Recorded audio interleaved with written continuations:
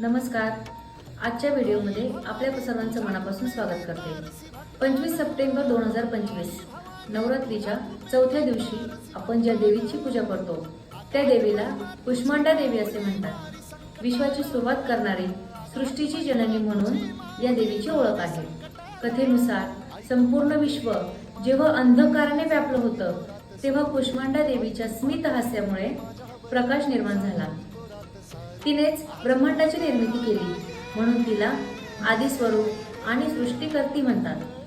ही देवी सिंहावर स्वार असून 8 हातामध्ये विविध प्रकारचे शस्त्र असते. कमल आणि अमृत कलश धारण केलेले आहे. तिच्या 8 हातांमुळे तिला अष्टभुजा देवी असेही म्हटले जाते.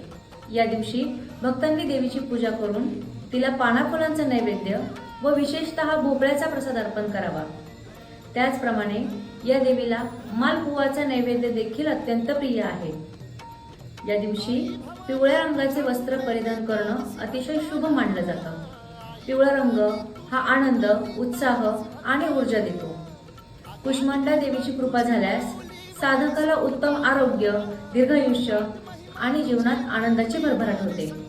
तिच्या आराधनेमुळे मनातील निराशा दूर होऊन सकारात्मक ऊर्जा प्रबळ होते. कुष्मांडा देवीची उपासना केल्याने आपल्याला दीर्घायुष्य, आरोग्य, संपत्ती आणि ज्ञानाची प्राप्ती होते. अशाच प्रकारच्या नवनवीन व्हिडिओसाठी आपल्या चॅनलला लाईक, शेअर, सबस्क्राईब करा आणि बेल आयकॉनवर क्लिक करा. जय अंबे.